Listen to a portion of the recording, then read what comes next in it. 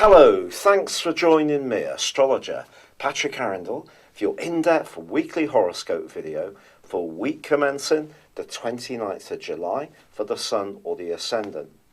I'll give you a detailed, in-depth overview before your specific forecast for your sign. If you've yet to subscribe to my channel, I'd be very grateful if you did so now. The wonderful thing about this week is the warmth of Leo. The Sun is the ruler of this zodiac sign, and throughout this week, the Sun and Venus, the planet of relating, are very closely tied together.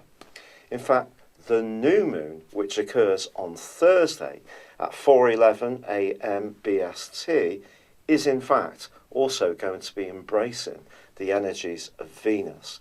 So for the following month, it really gives us an opportunity. In fact, for the first 3 weeks of August, the Sun and Venus are broadly close together in this alliance. It gives us an opportunity to move into a much freer, upbeat, refreshing, expressive and warming phase of the year. Now, the politics which have dominated much of July are not completely at an end. The good news, of course, is that Mercury has now come to the end of its retrograde, or it does as this week begins.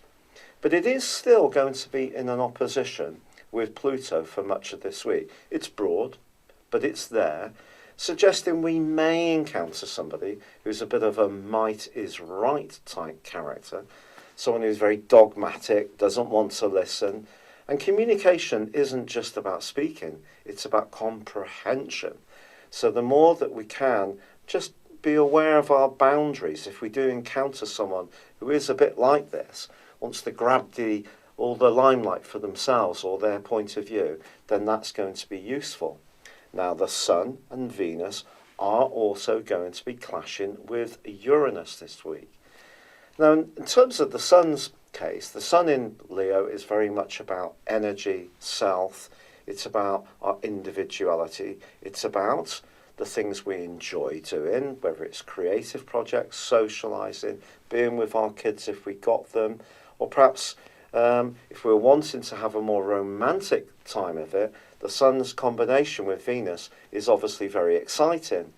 It gives us all an opportunity to perhaps think more about how we dress, how we present ourselves, but the second, fifth house angle that we have here could lead to perhaps some spontaneous spending decisions or some spontaneous romantic decisions that we just need to be aware that if we do go for it, however exciting that can be, and obviously Uranian energy is to be more rebellious, it's to not necessarily go with the flow, it's to kind of fight against what's expected.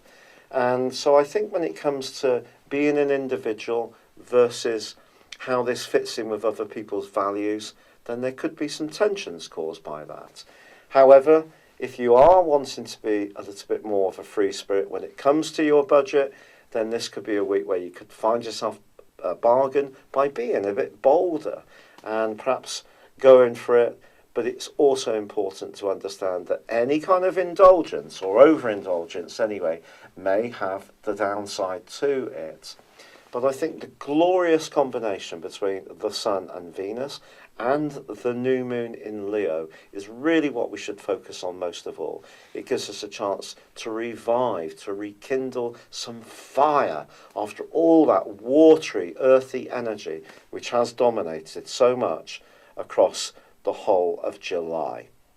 For your specific forecast, Sagittarius, your natural inquisitiveness, curiosity, and desire to build up your knowledge is definitely enhanced by the new moon in Leo, which of course is your ninth solar house. What makes this particular new moon so wonderful is that it links with Venus, the planet of charm. But that also brings into play your desire to get to the truth of what a relationship is about. Now, if you're involved in an existing relationship, it's possible that work pressures or other demands are almost creating an extra electric energy or restlessness.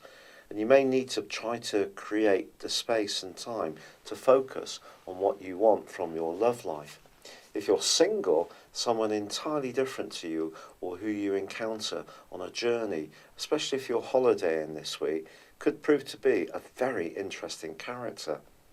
Now, Mercury ends its retrograde this week in your sector of longer term resources and shared resources at a practical level, but at a more psychological level, what is the secret of your thinking, so your ability to get beneath the surface, dig out mysteries, but it does come into opposition with Pluto.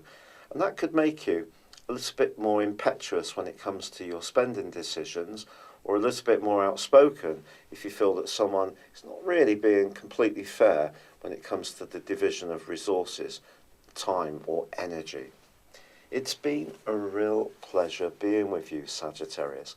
I'd love it if you would like or comment on this video, or if you would like a personal consultation with me, please see the link beneath this video, or choose one of my personal horoscope reports. But for now, good luck and goodbye.